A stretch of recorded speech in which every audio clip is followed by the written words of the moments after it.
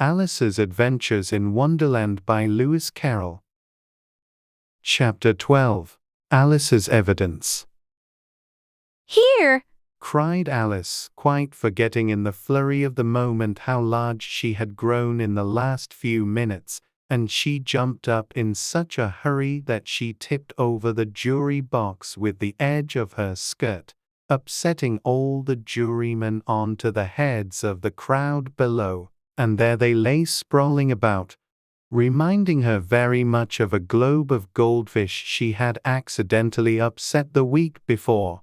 Oh, I beg your pardon, she exclaimed in a tone of great dismay, and began picking them up again as quickly as she could, for the accident of the goldfish kept running in her head, and she had a vague sort of idea that they must be collected at once and put back into the jury box, or they would die. "The trial cannot proceed," said the king in a very grave voice, "until all the jurymen are back in their proper places. All," he repeated with great emphasis, looking hard at Alice as he said so. Alice looked at the jury box, and saw that, in her haste, she had put the lizard in head downwards, and the poor little thing was waving its tail about in a melancholy way, being quite unable to move.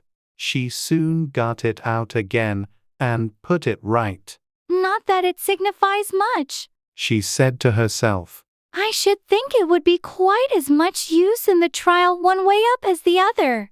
As soon as the jury had a little recovered from the shock of being upset, and their slates and pencils had been found and handed back to them, they set to work very diligently to write out a history of the accident, all except the lizard, who seemed too much overcome to do anything but sit with its mouth open, gazing up into the roof of the court. "What do you know about this business?"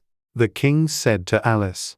Nothing, said Alice. "Nothing whatever," persisted the king. Nothing whatever, said Alice. "That's very important," the king said, turning to the jury. They were just beginning to write this down on their slates, when the White Rabbit interrupted. "Unimportant, Your Majesty means, of course," he said in a very respectful tone, but frowning and making faces at him as he spoke. "Unimportant, of course, I meant," the king hastily said, and went on to himself in an undertone. "Important, unimportant, unimportant, important," as if he were trying which words sounded best. Some of the jury wrote it down important, and some unimportant. Alice could see this, as she was near enough to look over their slates. But it doesn't matter a bit, she thought to herself. At this moment the king, who had been for some time busily writing in his notebook, cackled out, "Silence," and read out from his book. "Rule 42. All persons more than a mile high to leave the court." Everybody looked at Alice.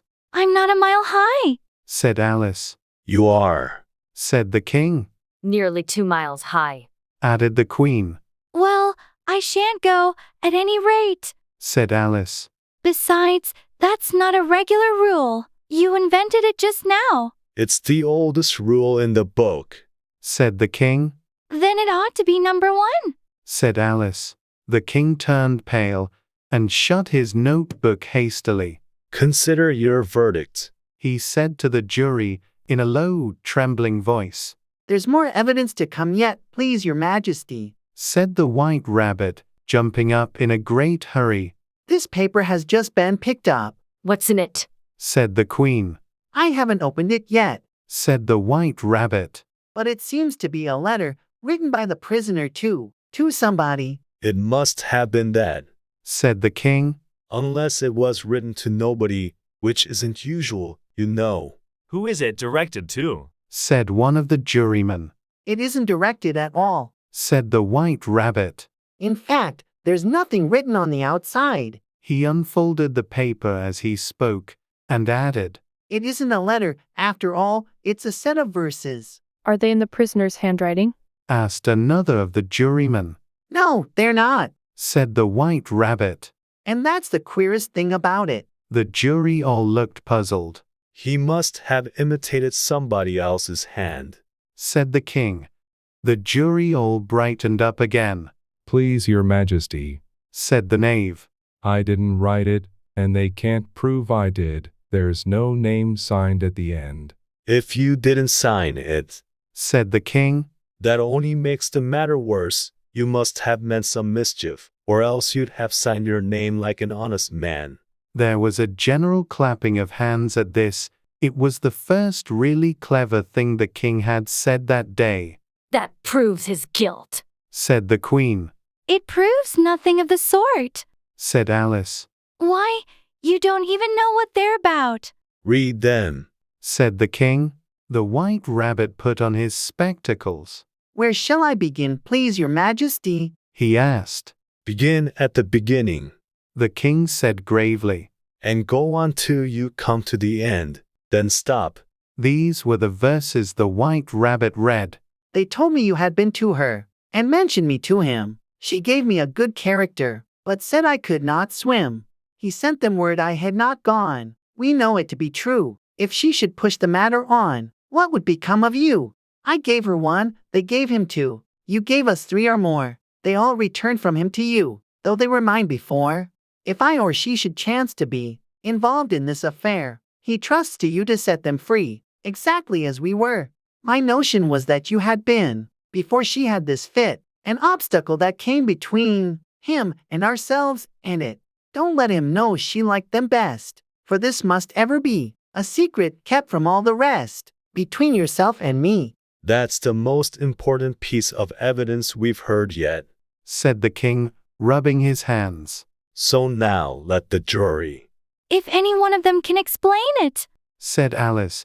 She had grown so large in the last few minutes that she wasn't a bit afraid of interrupting him.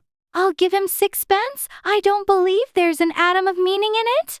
The jury all wrote down on their slates, she doesn't believe there's an atom of meaning in it, but none of them attempted to explain the paper. If there's no meaning in it, said the king, that saves a world of trouble, you know, as we needn't try to find any, and yet I don't know. He went on, spreading out the verses on his knee, and looking at them with one eye. I seem to see some meaning in them. After all, said I could not swim. You can't swim, can you? He added, turning to the knave. The knave shook his head sadly. Do I look like it? He said, which he certainly did not, being made entirely of cardboard. All right, so far, said the king, and he went on muttering over the verses to himself. We know it to be true. That's the jury, of course. I gave her 1. They gave him 2. Why, that must be what he did with the tarts, you know. But it goes on, they all returned from him to you, said Alice. Why, there they are, said the king triumphantly, pointing to the tarts on the table. Nothing can be clearer than that. Then again, before she had this fit, you never had fits, my dear, I think, he said to the queen. Never, said the queen furiously, throwing an inkstand at the lizard as she spoke. The unfortunate little Bill had left off writing on his slate with one finger, as he found it made no mark, but he now hastily began again, using the ink that was trickling down his face, as long as it lasted. Then the words don't fit you, said the king, looking round the court with a smile. There was a dead silence. It's a pun, the king added in an offended tone, and everybody laughed. Let the jury consider their verdict, the king said, for about the 20th time that day. No, no, said the queen. Sentence first, verdict afterwards. Stuff and nonsense, said Alice loudly. The idea of having the sentence first. Hold your tongue, said the queen, turning purple. I won't, said Alice. Off with her head. The queen shouted at the top of her voice. Nobody moved. Who cares for you? said Alice, She had grown to her full size by this time. You're nothing but a pack of cards. At this, the whole pack rose up into the air and came flying down upon her. She gave a little scream, half of fright and half of anger, and tried to beat them off, and found herself lying on the bank, with her head in the lap of her sister, who was gently brushing away some dead leaves that had fluttered down from the trees upon her face. "Wake up, Alice dear," said her sister. "Why, what a long sleep you've had."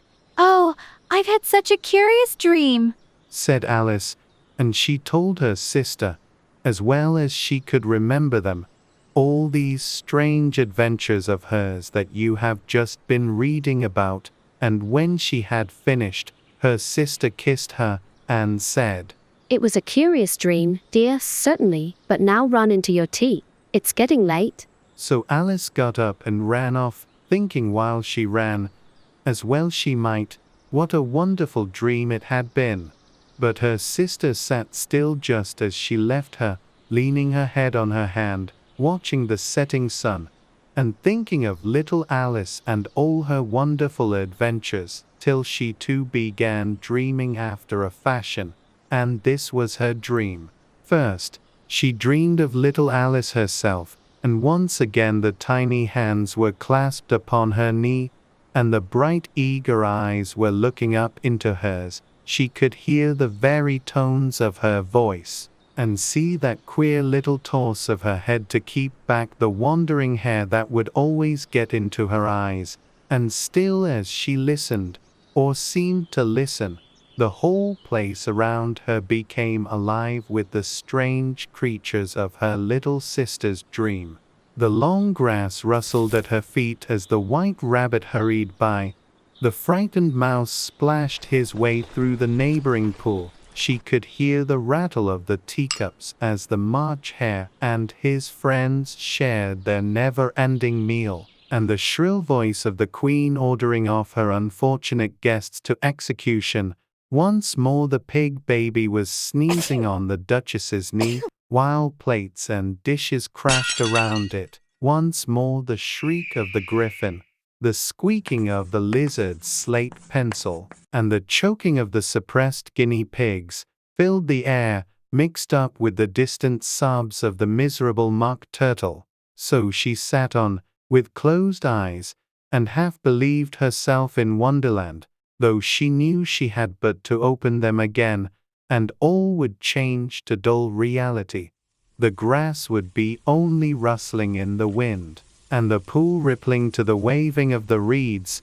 The rattling teacups would change to tinkling sheep bells, and the Queen's shrill cries to the voice of the shepherd boy, and the sneeze of the baby, the shriek of the griffin, and all the other queer noises would change, she knew, to the confused clamor of the busy farmyard, while the lowing of the cattle in the distance would take the place of the mock turtle's heavy sobs. Lastly, she pictured to herself how this same little sister of hers would, in the after-time, be herself a grown woman, and how she would keep, through all her riper years, the simple and loving heart of her childhood, and how she would gather about her other little children, and make their eyes bright and eager with many a strange tale, perhaps even with the dream of Wonderland of long ago, and how she would feel with all their simple sorrows, and find a pleasure in all their simple joys, remembering her own child life, and the happy summer days. The end.